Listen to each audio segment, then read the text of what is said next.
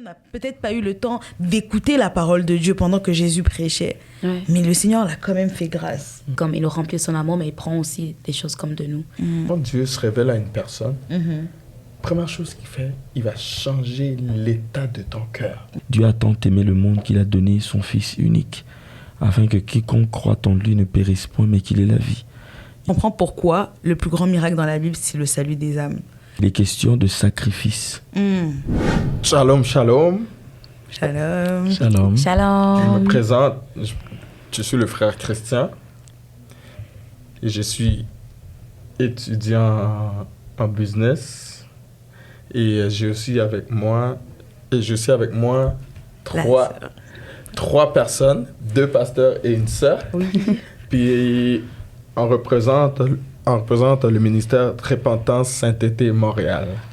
Et je vais préférer qu'ils se présentent eux-mêmes. Oui, alors je suis la sœur Joyce. Allô. Et puis devant moi, il y a... Ici, c'est... si vous avez écouté le premier podcast, que vous devrez aller écouter. Moi, je me présente, je suis servante Anne-Marie, je suis pasteur au ministère de la Repentance et Sainteté, ici à Montréal, au Canada en général, mais à Montréal. Et puis, je suis maman, et c'est ça. Voilà. Oui, donc moi, c'est le pasteur José de ministère Repentance et Sainteté à Montréal. Voilà. OK. Puis, avant qu'on commence, j'aimerais qu'on débute cette séance avec une petite prière, si le pasteur Anne-Marie peut nous guider.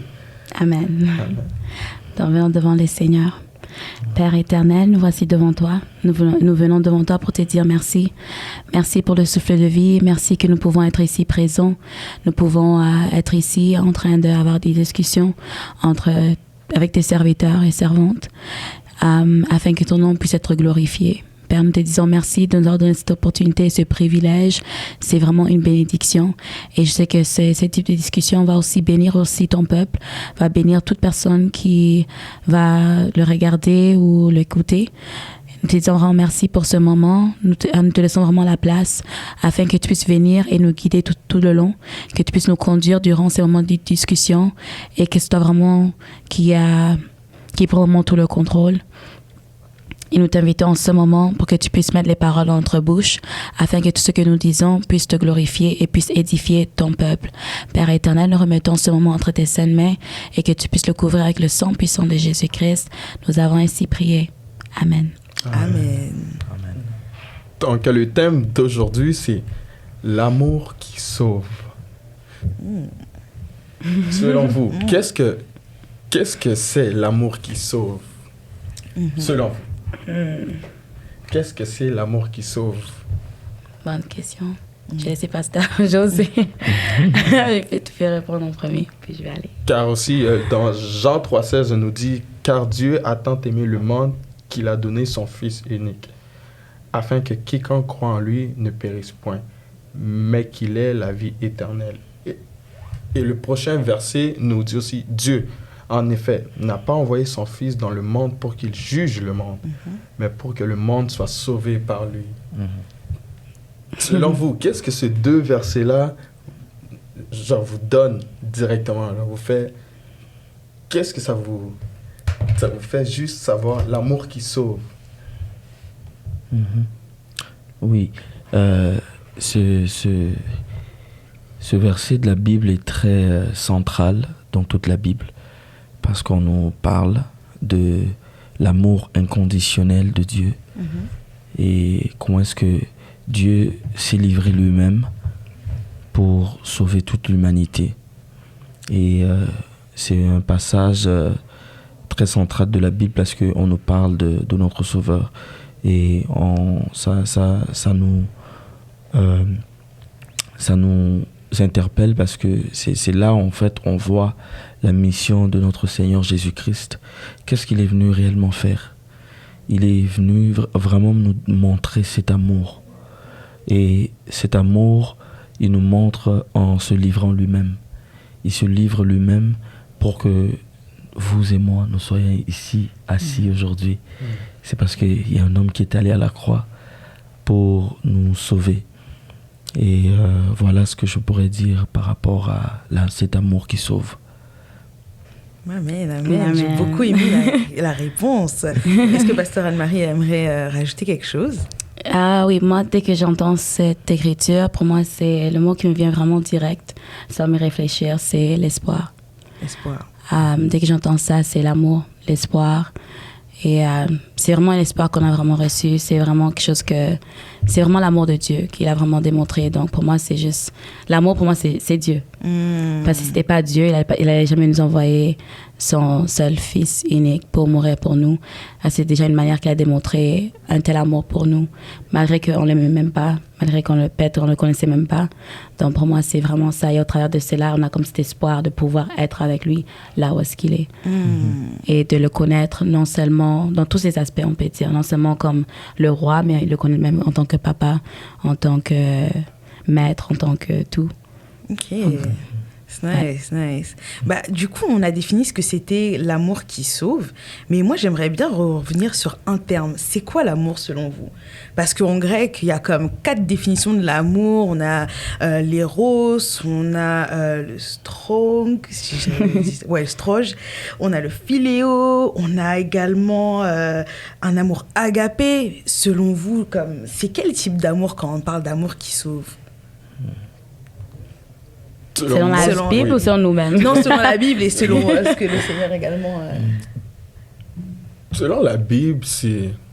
Selon moi, Ouais. moi je pense que c'est juste... C'est une façon que Dieu nous montre sa dimension de son amour envers nous.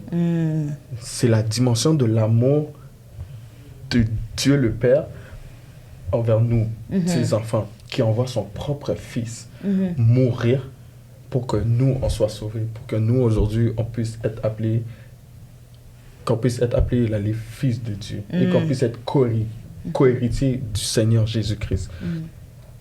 Selon moi encore, c'est l'amour, selon la Bible, c'est grand. C'est grand. Ça nous montre et ça démontre l'amour aussi du Seigneur Jésus-Christ envers nous, qui se livre lui-même au point d'être torturé, au point de verser son sang, avoir des grosses clous sur les pieds et sur les bras, au point de souffrir, d'avoir mal et de crier pour que nous, on soit sauvés et pour qu'on puisse un jour être avec lui auprès du Père. Ça, c'est... Pour moi, ça, c'est vraiment l'amour selon la Bible. Wow. Yes. Amen. C'est beau, hein? Et pour vous, Pasteur José, qu'est-ce que ça vous dit, l'amour selon la Bible? L'amour selon la Bible, il y a plusieurs passages de la Bible qui nous parlent de l'amour de Dieu et qui nous définit l'amour de Dieu. On a lu dans Jean 3,16, ça c'est de cette façon que Dieu a montré son amour envers nous. Et c'est comme ça que nous, on doit comprendre qu'est-ce que Dieu veut nous dire par rapport à cela. Alors, il y a une chose qu'il faut souligner aussi dans ce passage de la Bible qui dit « Dieu a tant aimé le monde qu'il a donné son Fils unique, afin que quiconque croit en lui ne périsse point, mais qu'il ait la vie. » Il est question de sacrifice. Donc, ce qu'on comprend aussi, c'est que Dieu s'est sacrifié. Parce qu'il dit, il n'y a pas plus grand amour que de se sacrifier pour les autres. Wow. Et lui, il s'est sacrifié, il s'est donné lui-même pour que nous soyons en vie aujourd'hui, pour qu'un jour nos noms soient inscrits dans le livre de la vie. Et c'est pour ça que, pour moi, je pense que c'est un excellent point de départ pour entamer ce sujet sur l'amour qui sauve. Parce qu'on parle, il s'agit d'un sacrifice. Un sacrifice que Dieu il s'est donné lui-même pour nous sauver. Donc, je pense que c'est pas mal le bon point de départ. Waouh! Waouh, j'aime beaucoup votre réponse parce que ça me fait penser également à ce terme de sacrificiel et voir à quel point Dieu est tellement bon. Dans Romains 2, verset 4, je crois, l'apôtre Paul disait que qu'en gros, la bonté de Dieu ramenait à la repentance. Donc, on voit cette affaire, enfin, cet aspect de sauver. On comprend la définition de l'amour à travers Jésus, à travers Jean 3,16, à travers ce qu'il a fait pour nous et cet aspect de agapaos. Donc, un amour sacrificiel, un amour où on s'oublie soi-même pour comme sauver les personnes qu'on aime. Et en plus de cela, quand on parle de l'aspect sauvé, comme sauveur, Seigneur et sauveur, on a cet aspect que Dieu nous aime tellement qu'il nous ramène à la repentance. Et ça me fait penser également à l'histoire de Zachée. Dans la Bible, Zachée, quand Jésus avait vu Zachée, il lui demandait de descendre et de lui dire, écoute, moi je vais venir chez toi. Et on voyait les gens qui étaient autour étaient en train de murmurer, mais comment ça se fait, il va chez un pécheur et tout. Mais en fait, Dieu, il est tellement accessible, il est tellement amour que peu importe là où tu te trouves, c'est comme le Seigneur, il va te prendre par sa main, par son amour. Et cet aspect que Dieu sauve, je le vois plutôt vers la fin du verset 10, comme dans Luc 19, où le Seigneur, il est comme lui dit, le salut est rentré dans ta maison. Genre, moi, je suis là, je suis venue, donc l'amour est une personne, j'étais une représentation de l'amour, et je suis rentrée dans ta maison, donc pour te ramener le salut. Et donc, c'est là où je me dis, ah ouais, l'amour qui sauve, c'est quelque chose. Et ça m'a montré la définition de l'amour et de la mission qui vient ensuite. Mais est-ce que tu as quelque chose à rajouter? Vous avez tellement tout dit que je sais... Parce que tous les deux côtés, c'était un peu ce que j'étais en train d'imaginer. C'était comme les deux fusionnés ensemble. Okay. Et c'est ça que j'avais vraiment en tête. Moi, c'est vraiment ça. Parce que nous voyons que comme Dieu a vraiment démontré son amour au travers de Jésus. Jésus est vraiment comme c'est comme cette manifestation de l'amour de Dieu. Parce que je sais que parfois, il y a des gens qui se demandent comme Jésus, est-ce qu'il est réellement Dieu? Comment est-ce qu'il a pu être humain et tout ça? Mais nous voyons que c'est aussi comme cette manifestation de l'amour de Dieu pour qu'il puisse envoyer, par exemple, Jésus pour venir. C'est pour nous démontrer qu'il est là. Parce que lui, pas quitter son trône et venir ici. Ouais. Mais pour nous démontrer, par amour pour nous-mêmes. Il n'a pas eu besoin de faire cela. Il aurait pu seulement rester là et nous, on va peu importe nous allons partir. Mais il a vraiment envoyé pour nous démontrer qu'il nous aime beaucoup. À ce point-là. À ce point-là où est-ce que c'est comme... Il envoie quelqu'un, comme on a dit, c'est vraiment sacrificiel. Oui. Parce que lui aussi, je sais que c'est un sacrifice qu'il a aussi fait pour envoyer son seul et unique fils pour mourir pour nous. Donc ça, pour moi, c'est déjà quelque chose de grand. Wow. C'est un grand sujet. Ouais. C'est un grand sujet. Puis, selon vous, quelle est une histoire dans la Bible qui témoigne l'amour, tout l'amour dans sa plénitude, l'amour du Seigneur, et qui a changé la vie de la personne? Parce que dans la Bible, il y a plusieurs personnes que l'amour du Seigneur a changé totalement leur vie. Et aujourd'hui, on les surnomme les patriarches et on les surnomme les apôtres. Selon vous, quelle histoire qui a vraiment touché votre vie, qui a dit « Waouh, l'amour du Seigneur pour une personne ». C'est une bonne question. Hein? Il y a tellement beaucoup. Ça. Moi, j'en ai deux, c'est le problème.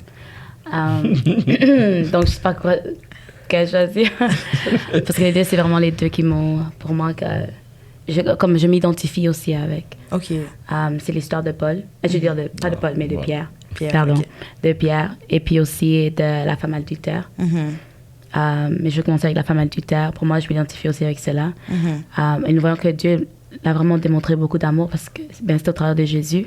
Et nous voyons que la femme adultère, quand elle est venue, il y avait déjà des gens qui étaient là prêts à la lapider. Juste comme par exemple pour nous aussi. Et elle, bien sûr qu'elle a péché, peut-être qu'elle avait déjà perdu l'espoir. Elle s'est retrouvée là. Juste imaginer que vous êtes comme seul et tout le monde, c'est comme il y a comme tout un foule contre vous, prêt à vous lapider. Donc pour elle, peut-être elle se disait, je vais mourir aujourd'hui. Mais en même temps, Jésus était là. Mais je sais que c'était pas un hasard qu'il était là. Parce qu'il aurait pu être ailleurs, faire autre chose, mais il était à ce temps-là exact. Il était là, il disait pas grand-chose. Il a pas non plus... Il a démontré l'amour non seulement à la femme adultère, mais aussi aux accusateurs. Les gens qui sont venus pour accuser la femme, pour lui demander qu'est-ce que tu ferais de elle, qu'est-ce qu'on devrait faire. Mais c'était aussi bien sûr pour le piéger. Et puis, là, sa réponse, ça qui était vraiment comme wow. Comme il avait dit, comme celui qui n'a, comme par exemple, jamais péché, qui est seul le premier à jeter la première pierre. Et nous voyons que tout, juste simplement ça, c'est vraiment travailler leur conscience. Et ils ont tous jeté. Il n'était pas en train de leur crier ou en colère. Il a vraiment redressé les gens avec beaucoup de douceur, beaucoup d'amour. Et même ces gens-là, juste avec ces simples phrases, cette simple question, ils ont tous tout lâché. Et c'est quand il a aussi dit à la femme, et ils sont partis où c'est les gens qui te condamnaient. Et elle a vu que personne n'était là. Il a dit pareillement comme pour eux, moi aussi je te condamne pas, mais vas-y et ne pêche plus. C'est aussi beaucoup d'amour. C'est comme une seconde chance, on peut dire. Dieu te donne comme cette opportunité de te repentir. Et c'est là, pour moi, c'est vraiment l'amour. Et c'est pareil aussi pour moi. C'est comme, moi, je sais que j'ai fait beaucoup de choses dans ma vie qui n'étaient pas bien. Et je me retrouvais aussi à la même place aussi comme la femme adultère, où est-ce que tu as les gens autour de toi, parfois, ils vont te pointer le doigt, ils vont te dire toutes sortes de choses. Même toi-même, tu te culpabilises, tu te condamnes.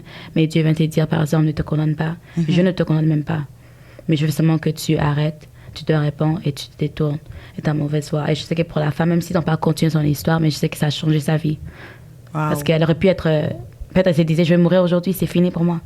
Mais après, voir quelqu'un qui est là, juste par une simple phrase, elle a déjà eu sa vie. C'est comme elle n'était pas morte. Donc pour moi, ça m'avait beaucoup quand même impacté. Et je vois que la femme aussi, cet amour-là que Dieu a démontré à elle, même les gens aussi qui se sont accusés, je suis sûre que ça les a beaucoup travaillé, même pendant qu'ils marchaient là-bas, je sais que ça les a beaucoup travaillé. Énormément. Oui.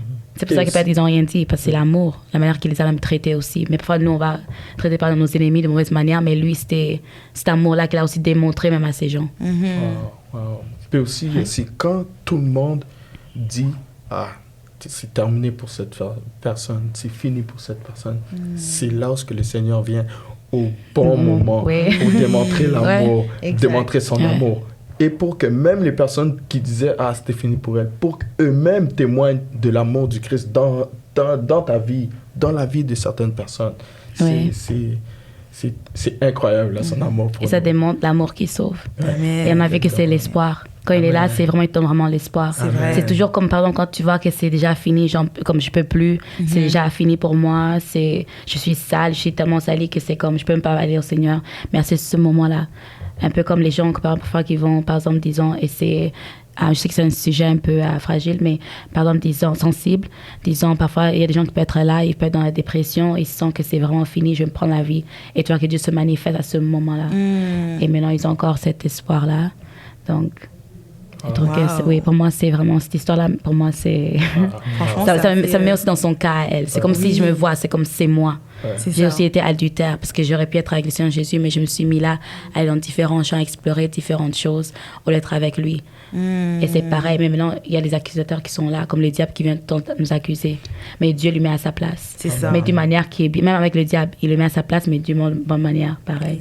Pareillement pour les accusateurs. Donc, c'est amour pour non seulement la femme, mais aussi pour les accusateurs. C'est ça. Ça me fait beaucoup penser à l'histoire de la femme à la perte de sang, qui avait vraiment aucun accès à toucher Jésus. C'était comme compliqué avec toutes les personnes qui étaient autour d'elle, mais à cause de cet espoir-là, elle a eu comme sa guérison instantanée. Et ça a même interpellé Jésus parce qu'il s'est dit, mais avec sa foi, elle ne me connaissait même pas, mais elle m'a touchée. Elle m'a touchée. Il a demandé, mais qui m'a touchée? Et quand c'est elle qui avait reconnu, c'est là le Seigneur, il a eu compassion. Et on voit son amour. On voit à quel point cette rencontre, c'était comme quelque chose en un claquement de doigts. Il suffit de peu pour que le Seigneur puisse toucher ta vie. Et en fait, on voit à quel point son amour est débordant, au point où même ça touche toutes les personnes qui avaient entendu de loin parler de Jésus. C'est vraiment incroyable. Wow. Et il me démontre aussi au travers de cela que tu n'as pas vraiment besoin de vraiment le connaître comme tel, il te connaît déjà. C'est ça aussi. Parce qu'on voit que la femme était juste là. Même quand on lit l'histoire, on voit que c'est pas comme si elle connaissait c'était qui. Oui. Peut-être que ça l'avait peut-être surpris. Peut-être même après qu'elle est répartie, peut-être elle s'est demandé, mais c'est qui ce monsieur? Comme, qui est-ce qu'il est? Et c'est pareil comme ça. Quand on a comme cette rencontre, après, tu vois que ça c'est pas nous tracasse, mais on pense souvent à ça. Et c'est ça qui va nous attirer à aller vers Jésus. Même sans que nous partons vers lui, mais il nous aime pareil. Peu importe comment est-ce qu'on est, parce qu'elle était une femme adultère, mais il a quand même démontré l'amour. Oui. Peu importe comment est-ce qu'elle est. Apparemment aussi pour les gens, parfois ils ont peur, ils se disent par exemple, non, je suis pas bien, je suis par exemple prostituée, je suis peu importe.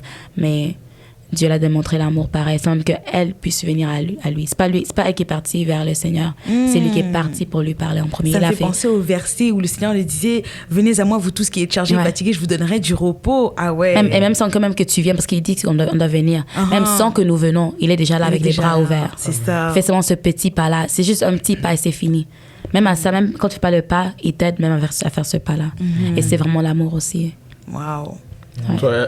À cause aussi, Dieu dit, c'est Dieu qui donne le vouloir et le faire. Oui, c'est ça, oui. Et il met le vouloir de le chercher en toi pour que quand toi tu vas le chercher, il se révèle à toi par son amour. Et aussi, il y a un point capital, c'est que Dieu, il te connaît déjà. Ouais. Surtout quand tu regardes apôtre Paul avant. Tu regardes, Dieu le connaissait déjà. Dieu est en train de voir tout ce qu'il est en train de faire dans le passé. C'était un persécuteur de l'Église. Et au point même, c'était lui qui encourageait que Étienne soit lapidé. Et le Seigneur n'a pas à te regarder toutes les choses qu'il a fait. Le Seigneur dit, non, je vais révéler mon amour. Et c'est en ce temps-là, tu réalises que le Seigneur, même si tu es dans les moments les plus sombres de ta vie, où ce que tu es vraiment en train de faire le contraire de sa parole, il t'aime quand même. Il t'aime peu importe ce que tu fais. Meurtrier, voleur, brigand, tout. Il t'aime et il se révèle à toi par son amour. Et c'est là que tu réalises que... Et aujourd'hui, on peut appeler apôtre Paul un des plus grands apôtres de la Bible. Ouais. C'est à cause de lui qu'on est ici. C'est à cause du service de l'apôtre Paul qu'on est ici. Et c'est là que tu réalises, mais c'était lui qui est en train de persécuter l'Église que le Seigneur Jésus avait. Et le Seigneur a transformé l'apôtre Paul en faisant de lui... En une seule rencontre, en fait. C'est incroyable, hein? Parce que c'est une seule rencontre que tu as besoin avec le Seigneur Jésus et puis... En faisant juste... Ah, my gosh. C'est incroyable. Ah, c'est juste par... Il te rencontre. Il change toute ton histoire. Ouais. Et aujourd'hui, l'apôtre Paul, c'est l'apôtre qui a le plus travaillé de tous les apôtres. Il a fait un grand service. Et à cause de lui aujourd'hui, on est là. Ouais. Et tu vois que l'amour de Dieu, c'est plus grand que notre amour. Tu sais, nous, en tant qu'humains, quand on voit une personne qui persécute d'autres personnes, tout le monde a tendance à le juger, à juger la personne. Cette personne, c'est une mauvaise personne. C'est une mauvaise personne. Mais pendant que vous êtes en train de juger la personne et le condamner, Dieu, le Tout-Puissant, il le voit. Ça, c'est mon enfant. C'est mon serviteur. Oui. Il t'appelle son enfant, son serviteur, même pendant que tu es en train de lui causer du tort. Et oui. Tu es en train de lui causer du tort, il t'appelle mon enfant, mon serviteur. Parce qu'il t'a créé, c'est qu'il a mis là-dedans. Exactement. C'est là où moi j'aimerais dire que quand l'amour des hommes cesse, c'est là où l'amour de Dieu continue. Amen. C'est incroyable. Ouais. Son amour ne meurt jamais. Ouais. Infini. Ouais. Et tout ça, c'est pour qu'un jour, tu sois avec lui. En fait, c'est ça la finalité. C'est vraiment ça la finalité. C'est parce que nous, j'ai tendance à dire que nous, les hommes, entre guillemets, on regarde nos propres intérêts quand on parle d'amour. On aime une personne parce qu'elle nous fait du bien. On aime une personne parce que, je sais pas, elle a fait quelque chose pour nous. Mais Dieu, son intérêt, c'est que nous, on puisse être avec lui. Ouais. C'est incroyable. Aujourd'hui, c'est rare sur les personnes qui disent je t'aime parce que je veux que tu sois avec moi. Non, Dieu, c'est quoi son intérêt? C'est qu'on soit avec lui. Oui. C'est même au-delà d'un intérêt, c'est comme... Dieu, il se suffit en lui-même. Genre, il n'a pas besoin de personne, mais lui, tout ce qu'il veut. S'il est parti sur terre, il s'est donné pour nous et il nous a sauvés, c'est pour qu'on puisse finir avec lui. Oui. Sa création avec le Créateur. Ouais. Et c'est même quand tu trébuches, il est là pour te relever. Ouais. Même quand tu fais du mal, il est là pour te consoler. Même quand tu es dans des dépressions, il est là pour te consoler. Il est toujours auprès de toi. Toujours auprès de toi. Il te démontre son amour dans tous les domaines de sa vie. Et Dieu est dans les détails. Ok, oui. Et Dieu est dans les détails. D'autres choses, certaines personnes vont dire, ah, est-ce que Dieu est dans ce domaine-là? Non, Dieu est tout puissant. Il est haut. Dieu ne te regarde pas ça, mais Dieu te dit, oui, je suis là. Faut juste lui laisser la place de ton cœur. Et Dieu, c'est incroyable comment une personne peut vivre dans l'amour de Dieu toute sa vie. Toute sa vie, Dieu lui démontre son amour. Et en tant qu'humain, on trébuche. On tombe. Ouais. On fait de mauvaises décisions, on prend des mauvaises décisions, des mauvais choix. Mais Dieu est toujours là. Parce que son but à lui, c'est la finalité. Lui, il ne voit pas tes erreurs. Tant que tu laisses, tant que tu ouvres la porte de ton cœur. Mais tu sais que ça me fait penser à quoi? Excuse-moi de te couper, mais ça me fait penser au prophète Osée, où Dieu lui a dit de se marier avec une prostituée. Et moi, en fait, comment j'ai compris ça? C'est comme si le Seigneur voulait faire comprendre à son serviteur, ok, là, je vois qu'Israël, ils sont trop désobéissants. Il faut que quelqu'un puisse comprendre l'amour que j'ai pour Israël, pour que Israël se détourne de ses mauvaises voies. Donc, c'est comme s'il avait choisi le prophète Osée, qui avait vraiment un cœur rempli de compassion et tout. Et lui dit, mais écoute, voilà, mon serviteur, tu vas te marier avec une prostituée. Mais pendant le mariage, elle te sera infidèle. Et le prophète Osée, il voyait comment sa femme était infidèle envers lui, mais il avait encore de l'amour pour elle. Un amour débordant, c'était comme l'amour au premier regard. Tu vois, cet amour qui s'arrête pas. Et je me suis dit, mais en fait, tellement nous les hommes, on était têtus, on n'a pas compris. Le Seigneur a dû se faire chair et montrer aux hommes, ok, là, je me suis mis à votre place. J'ai fait le processus qu'il fallait faire. Donc, j'ai pas répondu par le feu comme je l'ai fait auparavant.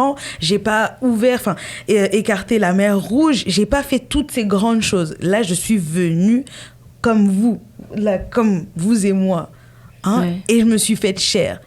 Quand on regarde par exemple, juste une parenthèse, les miracles que le prophète Élie faisait, la Bible dit que c'était un homme de la même espèce que nous, de la même chair que nous. Je sais plus c'était quoi le terme, mais un homme... Nature. Même nature, merci Pasteur. Un homme de la même nature que nous. Et Jésus, lui, il est vraiment... on a rappelé ça parce que on se disait, quand on voyait le prophète Élie, tout ce qu'il faisait, c'était incroyable, tu vois. Et même, il est parti au ciel, je crois, le prophète Élie, c'est ça. Et aussi, excuse-moi de te couper, mais aussi, à chaque fois qu'on parle du prophète Élie, tout le monde passe au feu. Ouais, exactement. On pense au miracle, on pense aux grandes choses. Tout le monde pense au feu qu'il avait envoyé. Exact. Or que là, on a une traduction encore plus intense de l'amour dans le sens où Jésus a pris notre place. Enfin, Dieu est venu, il a pris notre place, il est venu en chair. Comme on dit que Jésus est venu 100% homme, 100% Dieu. Il y a eu un aspect de compassion. Est-ce que tu sais ce que c'est?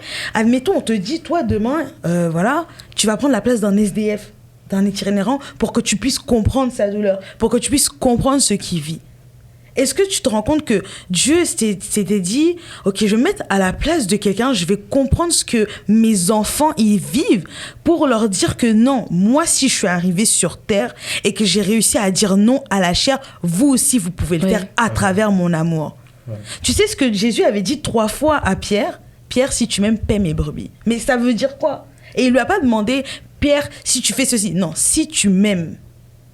C'est-à-dire qu'on doit avoir comme cet amour, cette dimension d'amour-là. Comme ça, les personnes qui viennent autour de nous puissent rencontrer ce sauveur. Cette dimension. Non, c'est incroyable. C'est incroyable.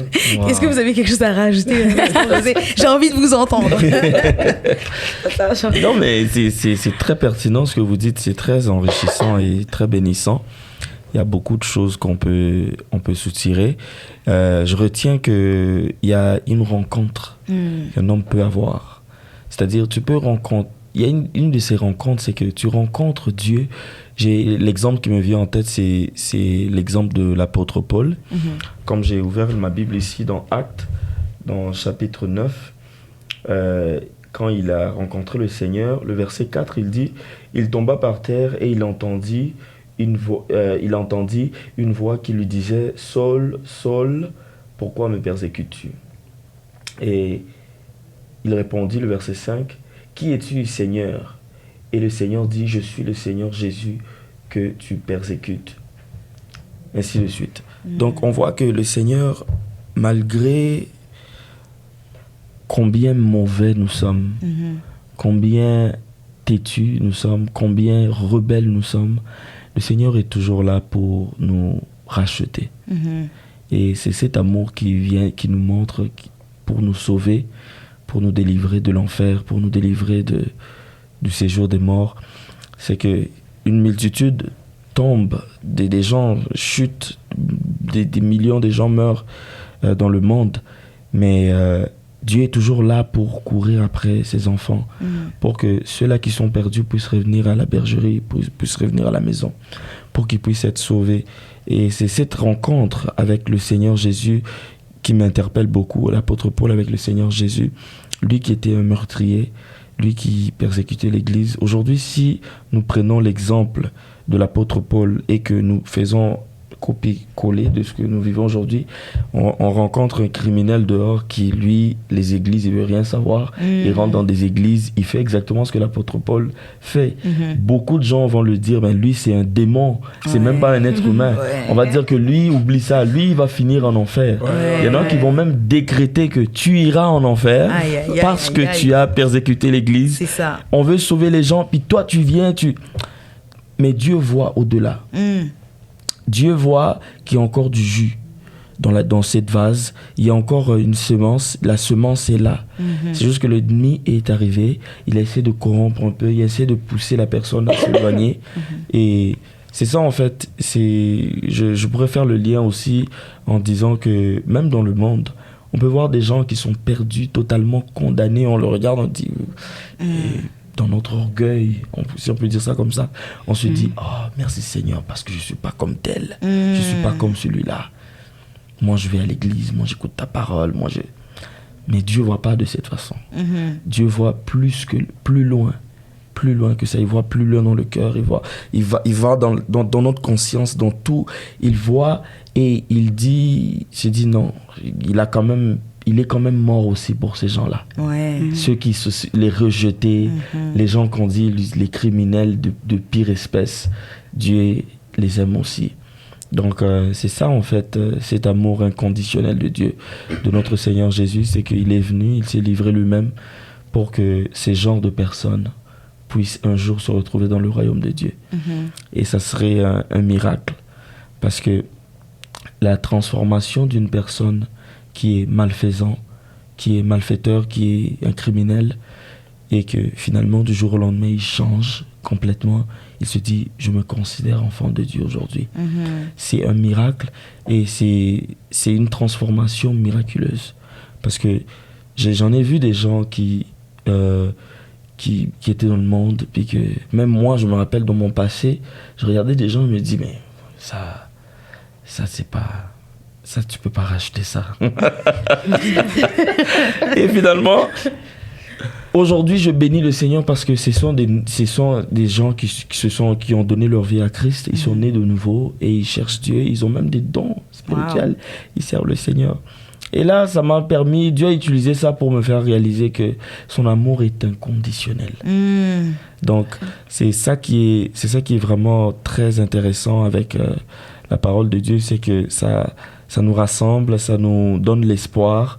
Et même ceux qui se considèrent, et même parmi nos auditeurs, celles qui nous écoutent, qui se sentent un peu dans ce même case là, dans cette boîte là, que le diable t'a convaincu, il a réussi à te convaincre qu'il n'y a rien qu'on puisse faire pour toi. Et aujourd'hui, avec le thème d'aujourd'hui, cet amour qui sauve, on est capable de réaliser que, on est capable de comprendre, de prendre conscience que l'amour inconditionnel de Dieu couvre tout. Amen. Yes. Amen. Yes. Amen. Franchement, à travers ce thème, je comprends pourquoi le plus grand miracle dans la Bible, c'est le salut des âmes. Parce que honnêtement, détourner une personne de ses mauvaises voies, c'est comme de changer carrément son état d'esprit, son état d'âme, son état de pensée, les choses avec lesquelles il a grandi. C'est comme si on établissait un président et on enlève toute sa constitution et on reconstruisait un pays. C'est énorme. Donc franchement, à travers ce thème, je comprends pourquoi le plus grand miracle, c'est le salut des âmes. Puis aussi, quand Dieu se révèle à une personne, première chose qu'il fait, il va changer l'état de ton cœur. Ouais. C'est là. Et tu commences à... Tu vas voir une personne qui avait habitude là, de juger les autres, quand il rencontre le Seigneur, c'est rendu la personne représente le Christ sur la terre. Tu vois, cette personne-là est remplie d'amour pour les autres. Et c'est là où ce que tu vois, c'est là où ce que le Seigneur a appelé les 5, c'est là où ce que le Seigneur a appelé les 5 en tant qu'apôtres, évangélistes, pasteurs, docteurs, prophètes. Et tu vois que Dieu travaille avec l'homme de la façon dont l'état de son cœur est. Et tu vois, il y a d'autres personnes que Dieu touche leur vie, il change leur vie. Mais il y a d'autres personnes, et il y a d'autres personnes qui s'approchent de Dieu. Et il y a d'autres personnes, Dieu s'approche d'eux. Comme on peut dire dans la Bible, Pierre et Jean. Ouais.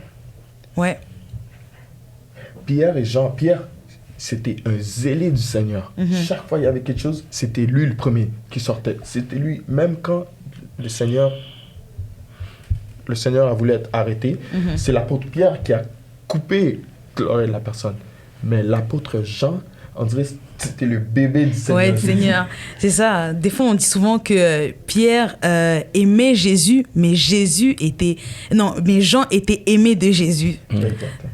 Et tout ça c'était par rapport à l'état de son cœur de l'apôtre Jean. Et l'état de son cœur de l'apôtre Jean a permis que Dieu lui ouvre la prophétique. Et à travers lui, on a eu le livre de Apocalypse dans l'île de Patmos. C'est juste incroyable. Et même Pierre. Le Seigneur aussi a changé son cœur. Ouais. Parce qu'il est arrivé un temps où il a renié le Seigneur 3 fois. Mais Dieu a fait grâce à tout le monde par son amour. Il a accordé grâce à tout le monde d'avoir la repentance. Et par la repentance, Dieu transforme la vie d'une personne complètement. Et c'est juste ça qui... Et tu vas voir que avec peu de temps, avec le temps, tu réalises qu'il y a certaines choses que... Ah non, tu regardes...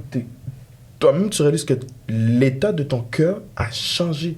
Il y a d'autres personnes, c'est une personne colérique, agressive, mais quand il rencontre le Seigneur, tout son état de cœur, tout son état change. Il devient une personne plus douce, remplie de tempérance, remplie de patience. Et tout le monde s'étonne. Tout le monde dit « Wow! Ouais. Cette personne, c'est pas la même personne qu'on connaissait il y a 1 an. Ouais. C'est pas la même personne qu'on connaissait il y a 2 ans. Mais tout ça, c'est parce qu'il y a eu la rencontre avec le Seigneur Jésus. C'est ça. Et ça, j'ai beaucoup aimé l'exemple que tu as donné entre l'apôtre Pierre et Jean, du coup. Parce que ça m'a fait penser à l'histoire de la personne qui s'était fait crucifier avec Jésus, le voleur, tu vois. Et il avait parlé à Jésus, il a dit, si tu sauves, genre, sauve-moi aussi, comme, tu vois. Et on voit la compassion de l'amour de Dieu, parce que Jésus il était en train de souffrir, mais il a entendu cette âme aussi qui criait à lui. C'était comme si c'était une âme qui résonnait, comme, il voyait sa situation, et en même temps, eux-mêmes, ils souffraient tous les deux. Mais Jésus l'a quand même sauvé. Et on voit, peu importe, c'est-à-dire cet homme n'a pas eu le temps de faire de bonnes œuvres. Cet homme n'a peut-être pas eu le temps d'écouter la parole de Dieu pendant que Jésus prêchait. Ouais. Mais le Seigneur l'a quand même fait grâce. C'est vraiment l'importance de la rencontre. En fait, c'est pas où ou comment, c'est vraiment Dieu qui décide. Mais le jour où tu rencontreras le Sauveur, c'est là où tu comprendras la dimension de son amour. Et sa présence. C'est tellement que c'est un peu comme la mère que je le vois, c'est comme, il a tellement d'amour que c'est comme juste simplement par sa présence, c'est comme si son amour juste rayonne. C'est comme, it's kind of like it just rubs off on you, on peut dire, je sais pas comment on dit ça en français, mais c'est comme dès qu'il est là, il est présent, c'est juste comme ça te touche direct. Sans qu'il te touche, mais c'est comme tellement qu'il est rempli. C'est un peu comme quelqu'un qui est rempli de lumière, les rayons vont quand même t'affecter. Même si on sait pas, même si t'es loin là-bas. Donc pour lui, même la personne qui était, comme tu dis, le voleur qui était là, qui était aussi crucifié, Jésus était simplement là, mais tu vois que c'est comme si ça l'a fait comme affecter d'une manière. Ça avait comme un impact sur lui. Même sans qu'il le parle, même sans rien. Parce que comment est-ce qu'il savait qu'il fallait qu'il parle à lui? Pourquoi est-ce il aurait pu seulement rester dans son coin et juste Ouais, partir, c'est vrai. Hein. Mais sa présence, c'est comme ça a toujours un impact. C'est comme Jésus peut être là et que t'es juste neutre. C'est comme si rien ne se passe. Waouh. Ouais, puis aussi, il y a personnes qui nous écoutent, qui vont écouter ceci. Peu importe dans quelle ténèbres que tu te retrouves, peu importe, même si toi-même tu es comme je suis une mauvaise personne, je fais ça mauvais, je suis ça, je fais ça de mal, dis-toi toujours, il y a une personne qui habite dans les lieux très élevés, qui t'aime et qui te connaît. Amen. Qui t'aime et qui te connaît. Amen. Et qui te connaissait même avant que tu sois né. Même avant que tes parents se rencontrent, il t'a aimé. Et il s'est donné à toi. Il s'est donné comme sacrifice pour toi. So, peu importe dans des dépressions, dans des... Je sais pas, il y a plusieurs personnes qui souffrent du suicide. Ils se trouvent délaissés. Ils se trouvent seuls. Mais dis-toi, tu es jamais seul. Le Seigneur est toujours là. Ouais. Et le Seigneur va toujours t'aimer. Peu importe ce que tu fais de mal. Puis aussi un autre point. Attends, est-ce que je peux juste... Oui, bien sûr. Pardon. Bien sûr. J'allais juste dire que même pour cette personne-là qui, par exemple, comme tu as dit, peut-être qui a perdu peut-être l'espoir, qui s'est dit, par exemple, moi, jamais, tout ça, mais simplement, juste en nous regardant ici, on a déjà la preuve de l'amour de Dieu, nous tous ici. Amen. Parce que peut-être les gens vont se dire, par exemple, non, mais je suis comme ça, j'ai été, par exemple, criminel, j'étais pédophile, j'étais peu importe ce que ça peut être, mais nous, on a notre propre témoignage et c'est pour ça qu'on est ici, parce que Dieu nous a tellement aimés et nous retrouvons ici. Et comme si Dieu peut nous aimer à ce point-là, nous transformer aussi, il peut faire aussi pareil avec n'importe qui. Même les gens que les gens peuvent considérer comme c'est le plus grand pécheur, qu'il n'y a plus d'espoir, qu'ils sont vraiment, on va le mettre de côté, mais Dieu peut aussi faire pour eux, juste comme il a fait, comme on a dit, on a vu avec Paul hier, nous-mêmes en plus. Ouais. Ouais. Donc, Et aussi, il y a un point aussi que comment une personne peut vivre cet amour-là. Comment une personne peut vivre et rencontrer cet amour-là, l'amour qui sauve. Comment une personne pourrait rencontrer, vivre l'amour qui sauve et l'amour qui lui permet d'hériter le royaume des cieux après sa mort? moi, je vais dire juste une réponse simple. Après, je vais laisser en discussion. Moi, quand tu parles de ça, moi, ce que je peux penser, c'est ouvrir son cœur. Parce que pour vivre ça, c'est comme il faut que tu ouvres ton cœur, il faut que Jésus vienne et rentre dans ton cœur pour que tu puisses avoir cette expérience-là. Tu dois juste ouvrir ton cœur. Jésus est là et il veut vraiment te donner cet amour-là, mais il faut vraiment que tu ouvres ton cœur. C'est un peu comme, par exemple, il faudrait, c'est un peu comme, par exemple, disons, c'était un père, il t'aime beaucoup, mais il veut vraiment que tu puisses aussi ouvrir comme un peu comme à faire cet espace-là pour qu'il puisse venir et te démontrer à quel point il t'aime. Et tout ça. Et parfois, quand on est trop loin, on ne sait pas si réellement notre papa nous aime. On va dire, est-ce qu'il nous aime vraiment, est-ce qu'il nous aime pas? Mais dès qu'on se rapproche, on voit à quel point il nous aime. Et Jésus, c'est pareil. Il veut vraiment que tu te rapproches, tu ouvres ta porte de ton cœur pour qu'il puisse rentrer. Et dès qu'il fait son entrée, tu vas vraiment expérimenter tout l'amour possible. Ça va même te dépasser que tu as seulement pleuré. C'est ça. Ouais. Des fois, on fait souvent la différence entre se dire oui, j'aimerais bien vivre à l'époque où Jésus était là, j'allais le voir. Mais je trouve que l'avantage qu'il y a d'être dans notre génération et d'apprendre à connaître Dieu, c'est que Dieu est omniprésent. Ouais. C'est-à-dire que là où tu es, où tu te trouves, si tu décides de laisser Jésus-Christ rentrer dans ton cœur, comme il l'a dit à Zachée, le salut est rentré dans ta maison. Ton cœur est ta maison, ton corps est le temple du Saint-Esprit. Donc le jour où tu acceptes de faire rentrer le salut, c'est là où tu rencontres cette rencontre qui va bouleverser à jamais ta vie et ta vie éternelle. Franchement. C'est un point, c'est un point que plusieurs ont un peu de la misère avec ça. Parce que plusieurs se disent, mais comment ouvrir son cœur? Comment ouvrir? Puis, tu sais, des fois, c'est pas aller faire trop de calculs. Des fois, tu te mets à genoux, tu dis, Seigneur, j'ouvre mon cœur à toi. Voilà. J'ouvre mon cœur. Et juste ça, c'est le point de départ. Oui, ça va prendre, avec le temps, c'est pas une journée, tu deviens saint. Mais tu vas voir, toi-même, là, tu vas commencer à voir que, waouh, ok, il y a eu un changement dans l'amour ma vie. de Dieu, c'est ça. Tu commences à voir que, wow, OK. Tu vas voir une personne, par exemple, une personne qui était en dépression, qui était dans les suicides, il ouvre son cœur à Dieu. Tu vas voir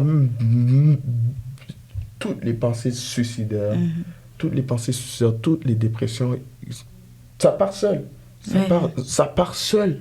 Et tu commences, et Dieu met la paix dans ton cœur. Et tu commences à voir. Et après ça, tu vas réaliser, le Seigneur existe vraiment. Et c'est là où toi-même, tu commences à vouloir aller chercher encore plus. C'est là où ça t'amène à le chercher. Et ça t'amène à tellement le chercher, parce que tu le cherches, et il commence à se révéler à toi. Amen. Il commence à se révéler à toi.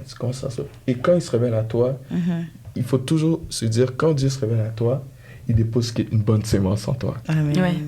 Quand il se révèle à toi, il dépose une bonne sémence. Il se révèle une autre fois à toi, il dépose une bonne sémence. Et c'est comme ça que une personne peut arriver à perfectionner sa relation avec le Seigneur. Ouais.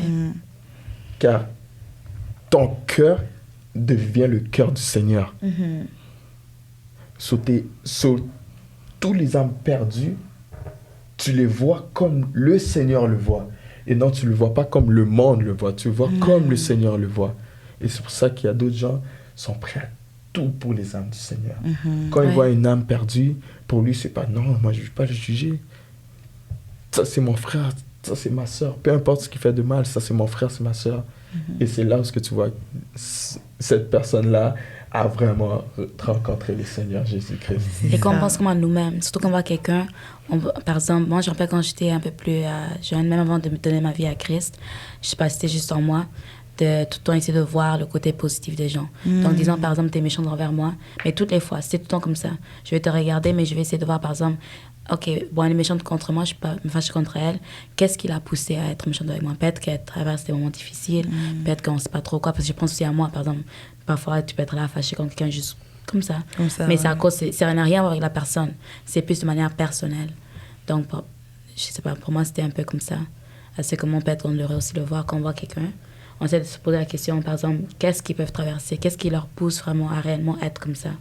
Qu'est-ce qui pousse que, par exemple, cette personne est devenue, on ne sait pas trop, colérique ou peu importe, ça peut être.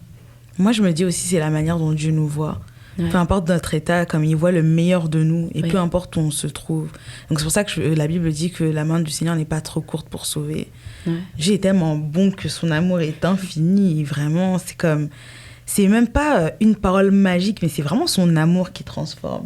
Jour après jour, plus on se rapproche de lui, plus le Seigneur nous permet de ressembler à son image. Et c'est tout ce qu'il veut, hein. C'est vraiment le meilleur pour nous. Parce qu'il nous connaît, donc il sait ce qu'il a aussi mis en nous. Mais souvent, nous, on ne connaît pas parce qu'on a été aveuglés par différentes choses, la vie, les situations, plusieurs choses. Mais il sait ce qu'il a mis en nous. Donc il essaie de nous apporter à là. Donc c'est un peu comme une marche vers la perfection. Et il est là, il essaie de nous perfectionner. Donc depuis qu'on est dans sa présence, tu vois que c'est comme, il nous remplit de son amour, mais il prend aussi des choses comme de nous. C'est pour ça que parfois, disons, on était colérique, après on voit que la colère, c'est déjà... c'est plus là, c'est parti. C'est ça. C'est vraiment... Puis aussi, j'aimerais entendre le pasteur José. Qu'est-ce qui... Oui, en fait, vous avez tout dit. C'est bien dit, bien expliqué. Tout est clair. Je pense qu'il n'y a pas grand-chose à ajouter. C'est ça, parce que moi... la question, c'était quoi déjà? Comment une personne peut vivre cet amour de Dieu? Comment une personne peut expérimenter l'amour de Dieu? Tu sais, une personne qui est un peu isolée. Tu vois ici, les gens travaillent temps plein. Puis il habite seul. Ta personne, ses frères, ses parents sont dans un autre pays. Il travaille seul. Il rentre du travail. Il passe son temps seul. Une personne comme ça a plus tendance à commencer à se sentir seul. Mais comment une personne comme ça peut expérimenter et vivre l'amour du Seigneur? Ok, je comprends. J'aimerais lire un verset dans Matthieu chapitre 25. Qu'est-ce que la Bible nous dit quelque part là? Matthieu chapitre 25.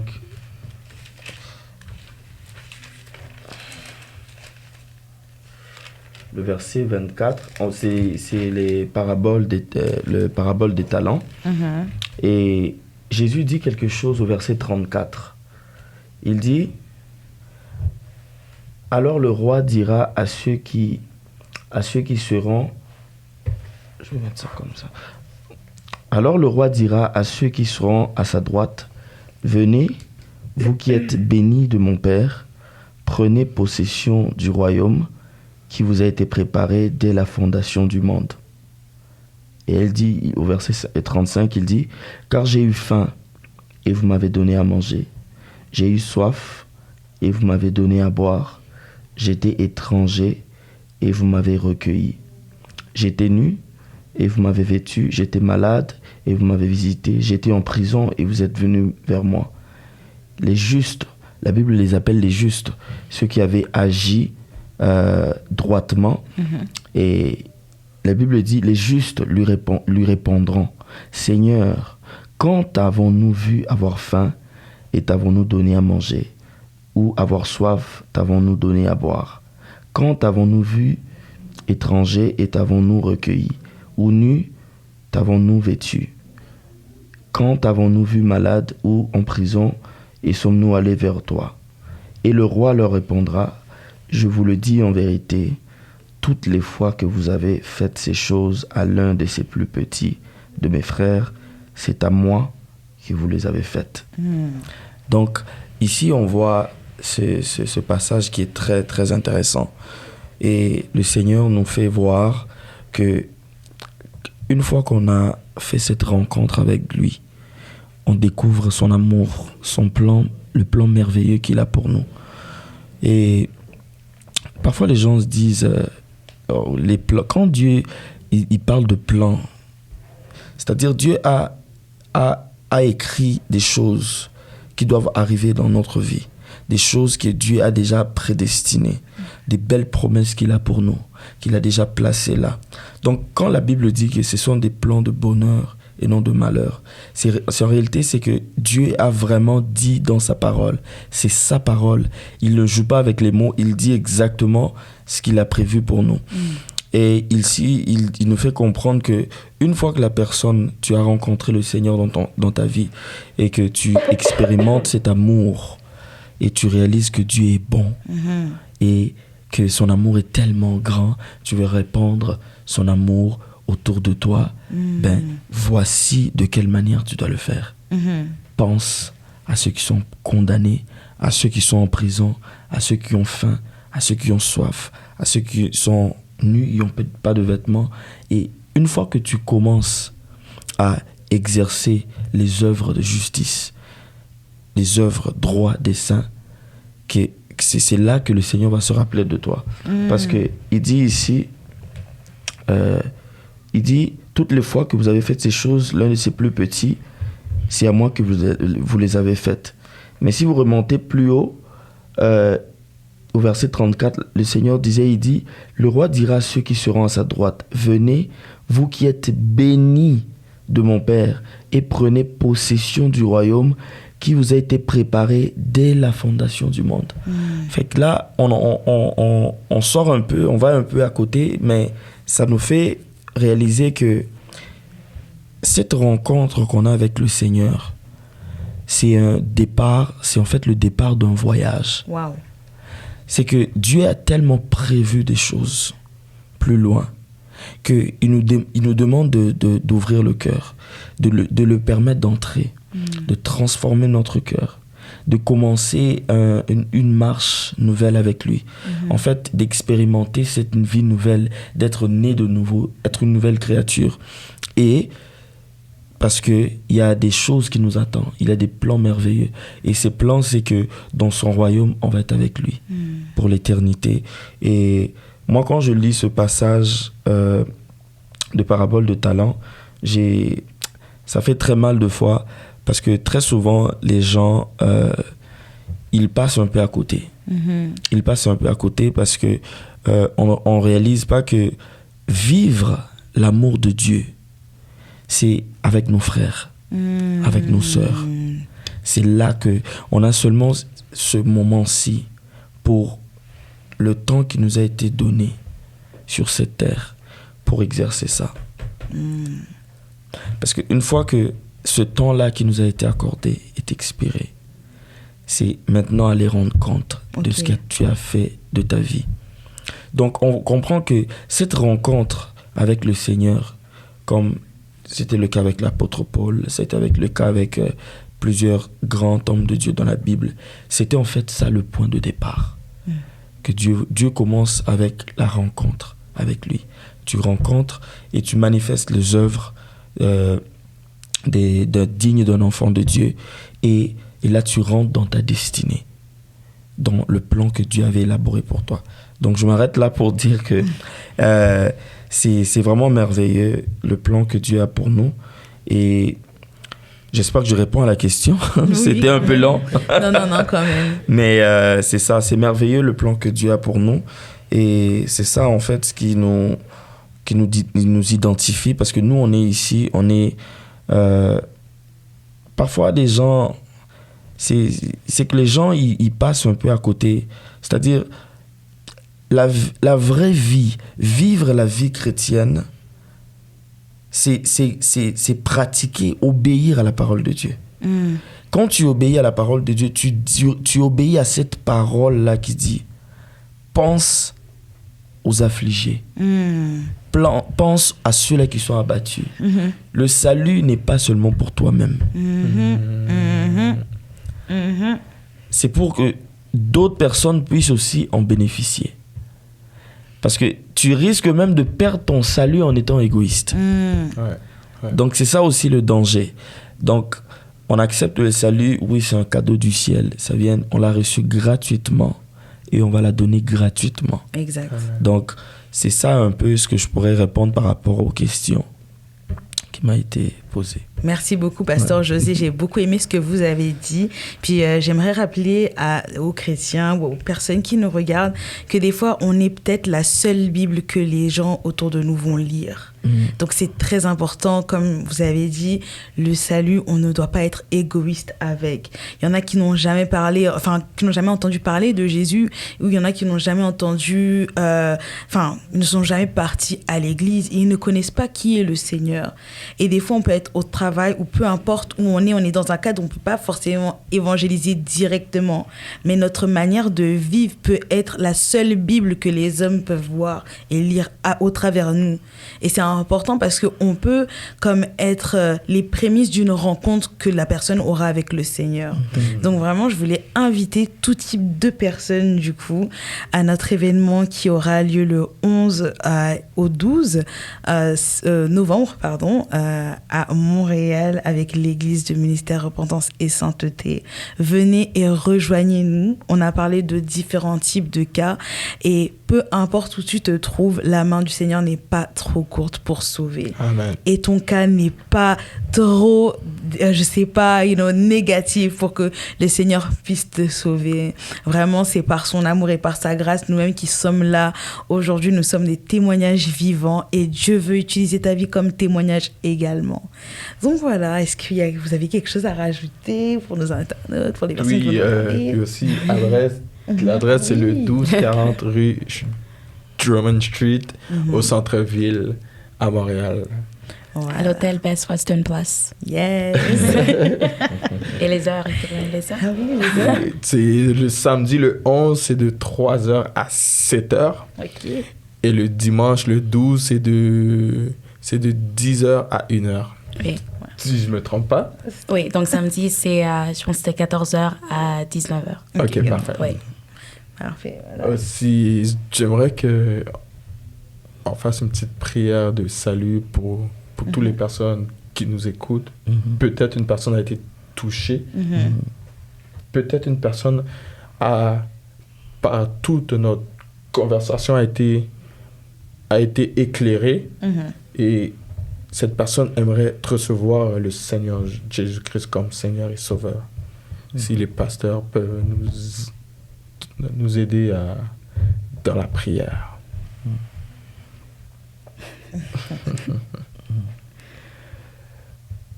Quel pasteur? C'est comme vous voulez, Pasteur José. Pasteur José ou Pasteur José, Anne-Marie. s'il vous plaît. Ok, d'accord. Alors, Merci beaucoup. Et à nos auditeurs, à tous ceux, celles qui se considèrent enfants de Dieu, et vous qui nous écoutez, et à cet instant même, si vous sentez dans votre cœur ce désir de se rapprocher du Seigneur et que vous voulez vous réconcilier avec le Seigneur, vous vous êtes un peu éloigné ou vous ne connaissez pas du tout le Seigneur, mais que vous voulez expérimenter cette vie nouvelle qu'on a en Christ, alors je vous invite à simplement répéter cette prière avec moi en disant: Seigneur Jésus, je reconnais que je suis un pécheur, mais je me repens aujourd'hui de tous mes péchés. S'il te plaît, lave-moi par ton sang précieux. Aujourd'hui, je me détourne de tous mes péchés et je te reçois dans mon cœur comme mon Seigneur et mon Sauveur. S'il te plaît, écris mon nom dans le livre de la vie et envoie-moi le Saint-Esprit pour m'aider à vivre la vie de sainteté. Établis ta parole dans mon cœur et protège mon cœur. Au nom puissant de Jésus-Christ. Amen. Amen. Amen. Shalom, shalom. On se retrouve le 11 et le 12 novembre. Repentance et Sainteté Montréal. Merci. Merci. Amen. Amen. Shalom, shalom. Shalom.